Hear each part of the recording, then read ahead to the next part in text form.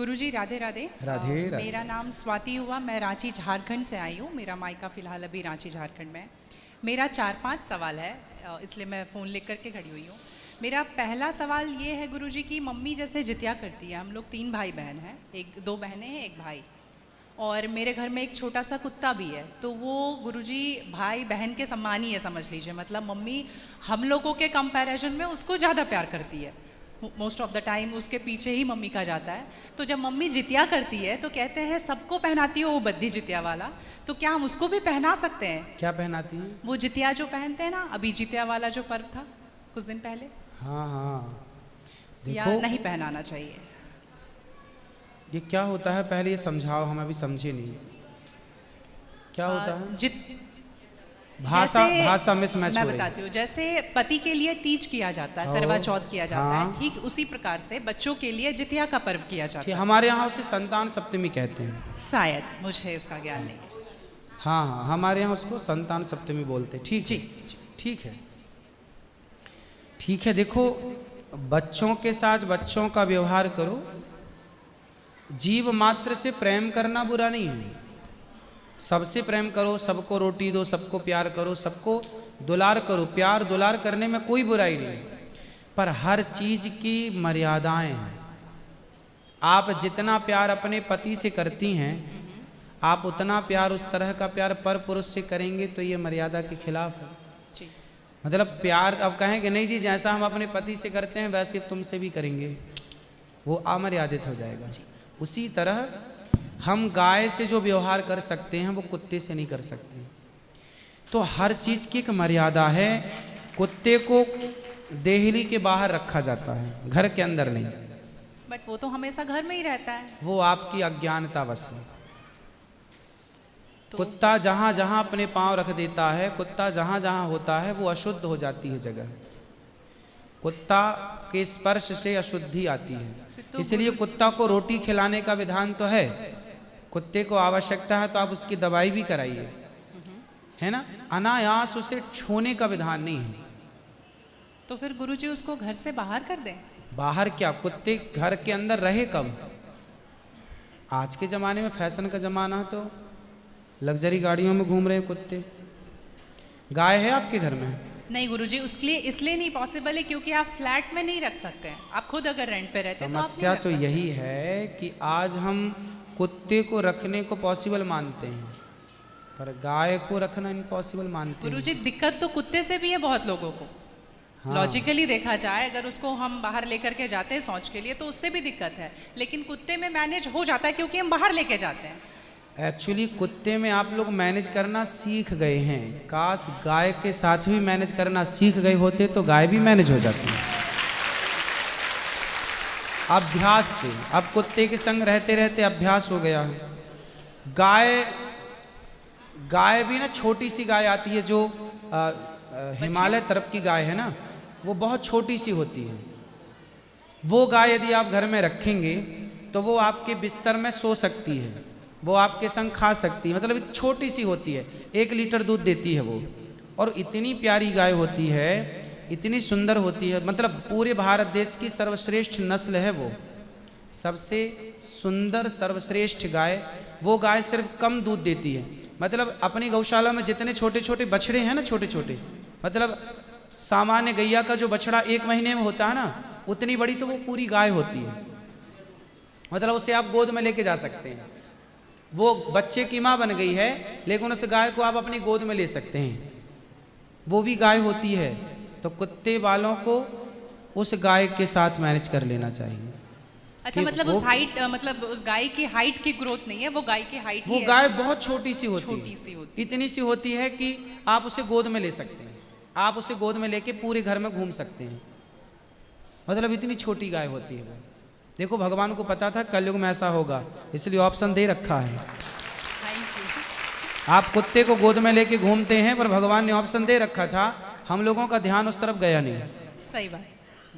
गुरुजी, मेरा दूसरा सवाल ये है कि ये सवाल बेसिकली मेरी बहन के घर वालों का है। चिकन नहीं खाना चाहिए क्योंकि उसमें जान होती है, कोई भी जानवर नहीं खाना चाहिए क्योंकि जान होती है। प्लांट में भी तो जान होती है ना गुरुजी? हाँ होती है। तो फिर हम उसको तोड़ते हैं तो उसको नहीं दर्द होता? ऐसा उनके घर वालों का सवाल है, मेरे माध्यम से। नहीं नहीं, आप ठीक बोला कह गया। रहे हैं। देखो,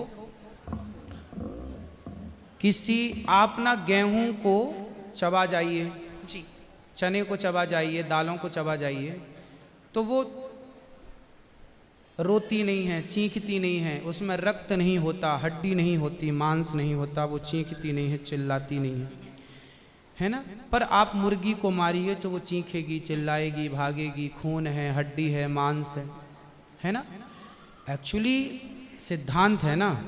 देखो, इतने सारे मर्द हैं, लेकिन इतने सारे मर्दों में एक मर्द ऐसा है जो आपका हाथ पकड़ के रह सकता है, आपका हाथ पकड़ के घूम सकता है, कोई कुछ नहीं बोल सकता, क्योंकि वो आपका पति है ना। समाज ने आपको इजाजत दे दी, जी आपकी मांग भर गई, मंगलसूत्र आ गया, अब समाज ने स्वीकार कर लिया कि ये मर्द, ये पुरुष अब आपका पति है। अब आपको दूसरे पुरुषों के साथ देखा गया तो आप अच्छे नहीं माने जाएंगे। तो जैसे समाज ने एक पुरुष के संग, एक स्त्री के संग इजाजत दे दी, शास्त्र ने इजाजत दे दी कि आप इसके साथ रह सकते, ये लीगल है, उसी तरह आपको गेहूं, चावल, अंकुरित अनाज चीजें, दाल, चावल, सब्जी, रोटी खाना लीगल, वेद ने आज्ञा दे दी, ये खा सकते हैं। मांस के लिए आज्ञा नहीं दी। पतिव्रता नारी पराये मर्द के संग, पराये पुरुष के संग घूमेगी तो समाज उसे ठीक नहीं कहेगी। उसी तरह हमें शास्त्र आज्ञा करते हैं कि हमारे ठाकुर जी, हमारे राम फल खाते हैं, हमारे राम फल खाते हैं, दाल, चावल, साग, सब्जी, बादाम, काजू ये खाते हैं। तो हमारे राम, हमारे कृष्ण खाए, मतलब वेद ने आज्ञा दे दी कि आप ये खा सकते हैं, ये खाने का पदार्थ है। मांस शेर के लिए है, बिल्ली के लिए है, कुत्ता के लिए है। क्या आप कुत्ता हैं? क्या आप बिल्ली हैं? क्या आप शेर हैं? क्या आप चीता हैं? नहीं। फिर जब हम मनुष्य हैं तो मनुष्यवत व्यवहार करें जी। हम वो ना खाएं जो हमारे लिए नहीं है। अब मांस खाने वाले जानवर ना, आप गौर से देखिएगा, मांस खाने वाले जितने जानवर होते हैं, कुत्ता, बिल्ली, चीता, शेर, सब जीभ से चाट चाट के पानी पीते हैं। जी। आपने कुत्ते को पानी पीते देखा हो? जीभ से पीते। लेकिन आप कैसे पानी पीते हैं? मुंह लगा होंठों से करके, पीते हैं, होंठों मुंह से से पीते हैं। गाय कैसे पानी पीती है? मुंह से, जैसे हम लोग पीते हैं। कुत्ता चाट के, बिल्ली चाट के। मतलब शाकाहारी जानवर और मांसाहारी जानवर दोनों ईश्वर ने बनाए हैं। गाय को आप मांस परोसिए, नहीं खाएगी, नहीं खाएंगे। वो शाक बकरी को मांस परोसिए नहीं खाएगी, भैंस को मांस परोसिए नहीं खाएगी। जब जानवर जानवर होके अपने धर्म में अड़े हैं, तो हम इंसान क्यों अपना धर्म छोड़ रहे हैं? अब जो मांसाहारी जानवर होते हैं, उनको आप ध्यान से देखना, उनके पाँव में नाखून होते हैं, जबकि शाकाहारी जानवर के खुर पाए जाते हैं। जैसे गाय का खुर होता है, बकरी का खुर होता है, भैंस का खुर होता है, जबकि चीता का, शेर का, कुत्ते का, बिल्ली का। अब आप देखिए कि आपके ईश्वर ने पैर बनाए हैं ना तरीके से, आप मुंह से पानी पी, मतलब आपके लक्षण शाकाहार से मैच कर रहे हैं, है ना। बिल्ली के, कुत्ते के यहाँ कहना इन दांत बड़े बड़े होते हैं मांस फाड़ने के लिए, आपके नहीं है। मतलब आप ईश्वर की तरफ से शाकाहार। और अब मैं नहीं कहता, आप मेडिकल साइंस का अध्ययन करके देखिएगा, साइंटिस्ट लोग अब सिद्ध, अभी मैं इंग्लैंड गया था, वहाँ मुझे बताया कि जो अंग्रेज लोग इनके बाप दादी जो मांस खाते चले आए हैं, अब कुछ अंग्रेज लोग इतने जागरूक हो गए हैं कि अब वो मांस नहीं खाते। वो कहते हैं कि अब इसको खाने से बीमारियां बढ़ रही हैं, लोग परेशान हो रहे हैं। पहले के लोग जंगल में कंदमूल फल खाते थे, ये अब खाने लग गए हैं, सुअर खा रहे हैं, कुत्ता खा रहे हैं। अब बहुत सारे लोग शाकाहार की तरह जो जागरूक हैं बढ़ रहे हैं। तो आप और हम तो पहले से जागरूक हैं, तो हम क्यों अपने आप को मांसाहार की तरफ ले जाएं? क्यों किसी की हड्डी चबाएं? बताइए, हमारे यहाँ मुर्दे को छूने से लोग नहाते हैं, कितनी दुर्गंध है। अब देखो, आप गेहूं, आप पालक काटो, गोभी काटो, है ना, मूली काटो, गाजर काटो, दाल पकाओ, कोई दुर्गंध आती है आपकी रसोई में? नहीं। लेकिन आप मुर्गी पकाओ, मुर्गी काटो, बिल्कुल वो बदबू से भर जाएगा। मतलब आपकी नाक भी आपको गवाह देने लग जाएगी, भाई बस कर, है ना। तो शरीर एक्सेप्ट नहीं करता, आप जबरदस्ती खिला रहे। गुरुजी, मेरा तीसरा प्रश्न ये है कि जैसे हम लोग एकादशी करते हैं और किसी दिन अगर हम बाहर रहते हैं और उस दिन एकादशी है, फॉर एग्जांपल हम आउट ऑफ स्टेशन है और उस दिन ख्याल नहीं कि एकादशी है, तो अगर हम बाहर चावल खा लेते हैं या लहसुन प्याज खा लेते हैं तो क्या वो ब्रेक हो जाता है पर्टिकुलर एकादशी उस दिन का, या पूरा कंटिन्यूड रहता है ना, जो ना। 108 हम कर रहे हैं? कंटिन्यू कैसे रहेगा? वो पर्टिकुलर वाला कैंसिल होता है ना जिस दिन हम खा लिए बाहर। हाँ, आपने जो खा लिया वो एकादशी भंग हो गई जी, और पीछे से जो हम कंटिन्यू जो करते आए हैं वो तो जो किया वो मिलेगा, जो आगे करेंगे वो मिलेगा। पर हमें इस बात का ध्यान रखना चाहिए। यदि आपने एक बार खा लिया, एकादशी के दिन कोई ने धोखे से कुछ खा लिया, चावल खा लिया, रोटी खा ली, बिस्किट खा लिया, तो भगवान से क्षमा मांगनी चाहिए, प्रभु अज्ञानवश हुआ है, हमें क्षमा कीजिए। और फिर उतने को ही फलाहार मान लेना चाहिए, फिर कुछ नहीं खाना चाहिए। जैसे आज आपने धोखे से चावल खाया, आपने खाया ही एक कौर, तभी याद आया आज तो एकादशी है। अब आप बोलेंगे नहीं, हे प्रभु अपराध हुआ, क्षमा, भगवान का नाम जप करो और उसको ही अब मान लो कि अब मेरा पारण हो गया, अब फिर मैं कुछ नहीं खाऊं, तो फिर वो पूरी एकादशी मान ली जाएगी। गुरुजी, मेरा चौथा सवाल ये है कि आप कहते हैं दारू पीना पाप है, चिकन खाना पाप है क्योंकि उसमें जान है। दारू में ऐसी कौन सी चीज़ मिली होती है कि उसको पीने से पाप हो जाता? अगर आप पी के कुछ गलत कर रहे हैं तो फिर गलत है लॉजिकली, तो फिर पाप क्यों? और अगर दारू में नशा चुकी होता है, अगर वो पाप है, तो फिर तो पुड़िया खाना, सिगरेट पीना, सारी चीज़ें पाप में आ जाएंगी। पाप अलग विषय है, अभी मैं समझा देता हूँ आपको। जब हमारा देश गुलाम था जी, तो एक अंग्रेज ने एक पंडित जी की कनपटी पे बंदूक रखी और अंग्रेज ने कहा, ये पंडित जी यहाँ आओ, तुम बड़े पुजारी हो? हाँ पुजारी हैं। हिंदू हो? हाँ। आज मैं तुम्हें गोली मारूंगा। पंडित जी बोले, क्यों मारोगे? बोले, आज 4 चीज़ें तुम्हारे सामने हैं। अंग्रेज ने 4 चीज़ें पंडित जी के सामने रखी। पहले, पराई स्त्री लाके रख दी, तुझे आज इसके संग रहना है। दूसरा, मांस रख दिया, आज तुझे मांस खाना है। और तीसरा, ढेर सारा सोना रख दिया। इतना सोना तो रोज भीख मांगता है ना, ले जा सोना। और चौथी, दारू रख दी, शराब। इन 4 में एक चीज तुझे लेनी पड़ेगी, नहीं लेगा तो गोली मारूंगा। बोल क्या लेता है? पंडित जी बोले, पराई औरत तो मैं नहीं देख सकता, मार दो गोली मुझे, पर मैं पराई स्त्री के, मेरी माँ बहन, मेरे संस्कार ऐसे हैं कि ये मेरी माँ बहन और बेटी है, ये मैं मर जाऊंगा पर चरित्र में दाग नहीं लगने दूंगा, तो ये स्त्री तो मैं नहीं ले सकता। अब मांस भी मेरे धर्म के खिलाफ है, आप गोली मार दो, मैं ब्राह्मण हूँ, मैं मर जाऊंगा पर ये धर्म नहीं छोड़ूंगा। और रहा ये सोना भी नहीं लूंगा, क्योंकि मैं भीख इसलिए बेईमानी करता तो भीख क्यों मांगता? मैं ईमानदारी से भीख मांग के खा सकता हूँ, बेईमानी का करोड़ों नहीं ले सकता, इसलिए सोना भी नहीं लूंगा। हाँ, पंडित जी को लगा ये तो पानी है, दारू शराब, उनको दारू पानी लगा, ये तो पानी है। पंडित जी को बेचारों को पता नहीं था कि दारू का क्या मजा है। अब उनको लगा ये पानी है, पिएंगे निकल जाएगी। पानी समझ के पंडित जी ने बोला कि चलो, गोली कनपटी में बंदूक रखा है, चलो पी लेते हैं, अभी निकल जाएगी शाम तक। पंडित जी ने दारू पी, और जब दारू पी ली तो दारू जब पी तो नशा चढ़ा, और जब नशा शराब का जब नशा चढ़ता है तो इंसान नहीं रह जाता। जैसे स्त्रियों को, जिसको ऑपरेशन होता है ना, तो रीढ़ की हड्डी में डॉक्टर एक इंजेक्शन लगाते हैं स्पाइनल में, जिससे शून्य हो जाती है। वो अंग क्या हो जाता है? कोई भी ऑपरेशन में डॉक्टर आपको शून्य कर देता है। उसी तरह शराब आपके मस्तिष्क को, आपके सोचने विचारने की क्षमता को शून्य कर देती है, माइंड को शून्य कर देती है। आप ये निर्णय नहीं ले पाते कि क्या सही है और क्या गलत है। अब पंडित जी जब नशे में झूमने लगे तो वो उस स्त्री को छेड़ने लग गए, ए यहाँ जा, नशे में। तो यही तो प्रश्न था मेरा गुरुजी कि वो नशे में ऐसा कर रहे हैं तो गलत है। अगर जो बोलते हैं हम जेंटलमैन पैक पीते हैं, हम 2 पैक पीते हैं या 3 पीते हैं। अच्छा ये बताओ, नशे में करने लगे तो गए, वो नशा आया कहाँ से? शराब जहां पीने से का। आया वही तो गलत है। नहीं, नहीं, तो गुरुजी- सारे फसाद की जड़ तो वही है। गुरुजी जब ज्यादा पी ले रहे हैं तो ऐसा हो रहा है, जो कम पी रहे हैं और ये कह रहे हैं कि कम पीने से ऐसा नहीं होता, आप ज्यादा कुछ हमारे भी यहाँ करोगे तो 5 महापाप गिनाए हैं शास्त्रों ने। जी 5 महापाप, उनमें से एक शराब है। शराब है, हाँ। शराब को महापाप इसलिए कहा गया है, ये बुद्धि भ्रष्ट, शराब पीने वाली की बुद्धि सात्विक नहीं हो सकती।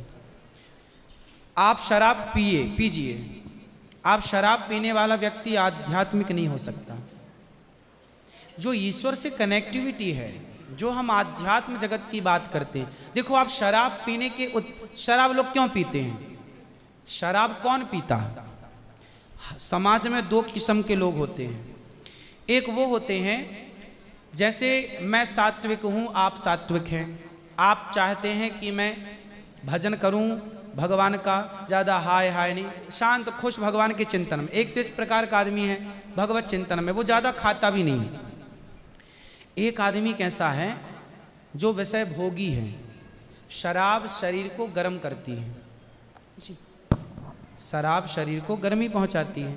और जो व्यक्ति भोगी होता है, जिसे भोगों को भोगना है, वो लोग शराब का उपयोग करते हैं अपने भोगों की क्षमता को बढ़ाने के लिए।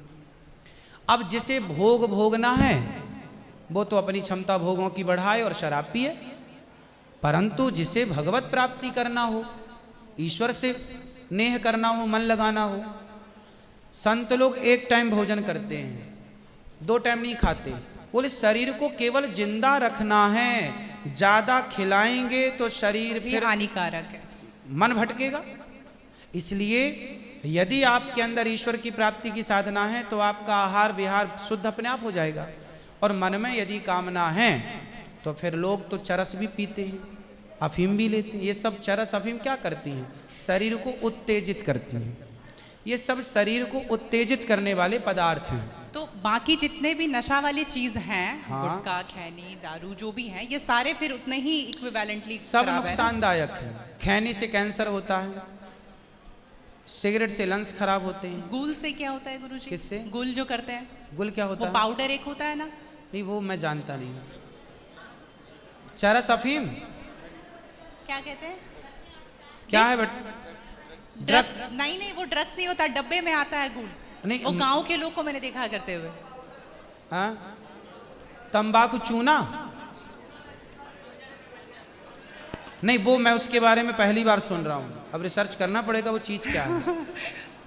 मतलब कुछ भी नशीला पदार्थ देखो गलत तो गलत है। सब गलत है। सब गलत। शराब कौन सी सही है? सिगरेट कोई पिए तो कौन सा समझदार है? आप खैनी खाएं, गुटखा खाएं, अब कौन सही? इसे कौन कहे? मूर्ख ही सही कहेगा, खाने वाला ही सही कह सकता है। तो मतलब सब इक्वली उतना ही पाप है। पाप पुण्य अलग विषय हो गया। नहीं गुरुजी, आप कहते हैं कि दारू शराब भी- को पाप माना गया है, बाकी ये चीजों सारी में- चीज पाप के अंतर्गत है। अब सेहत खराब हो ही जाएगी। शराब के नशे को पाप माना गया है, बाकी चीजें गलत हैं। ठीक है। महापाप में शराब को लिया गया है, बाकी चीजों को गलत। सही कैसे हो सकती है खैनी और सिगरेट और बाकी चीजें? महापाप में शराब को गिना। देखो एक होता है महापाप, एक होता है पाप। जी महापाप 5 प्रकार के हैं, पाप अनेक प्रकार के हैं। तो पाप है, गलत है, ये सब चीजें गलत हैं। शराब महापाप है। आगे ठीक है गुरुजी, मेरा लास्ट प्रश्न आपके माध्यम से ये बुलवाना है। बहुत सारे लोग खच्चर पर जाते हैं केदारनाथ, और वैष्णो देवी भी जाते हैं खच्चर पे। अगर आप देख रहे हैं तो अभी रिसेंट का वीडियोस देखे होंगे, तो उनको चरस पिला करके लेकर के लोग जा रहे हैं। किसको? खच्चर को? खच्चर को जी, एक नाक बंद करके एक नाक से पिला रहे हैं। और आपको यहाँ पे बहुत सारे लोग एडमायर करते हैं, इवन 11 मिलियन लोग एडमायर करते हैं। अगर आप ये बोल देंगे कि आप धाम जाते हो तो जाओ, लेकिन पैदल जाओ, इनका प्रयोग मत करो, तो मेरे लिए बहुत अच्छा होगा, क्योंकि हम बहुत ज़्यादा ही एनिमल लवर हैं।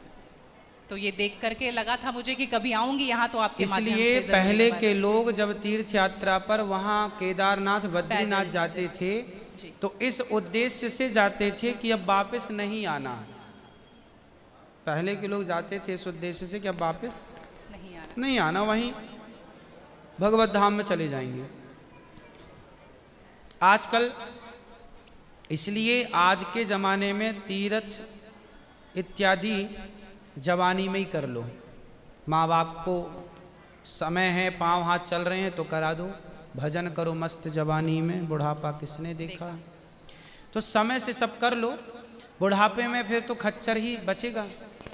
तो बुढ़ापे जो देखो बूढ़े लोग हैं जो नहीं चल पा रहे हैं पर आस्था है दर्शन की, तो वो अपने हिसाब से जाते हैं। नहीं तो गुरुजी हेलीकॉप्टर भी तो है ना। हाँ हेलीकॉप्टर का बजट सबका नहीं होता, हेलीकॉप्टर से सब नहीं जा सकते ना, उसकी टिकट ही महंगी है, 25-50 हज़ार रुपये लगता है, लाख रुपए भी लगता होगा, भगवान जाने, मुझे नहीं पता कितना लगता है।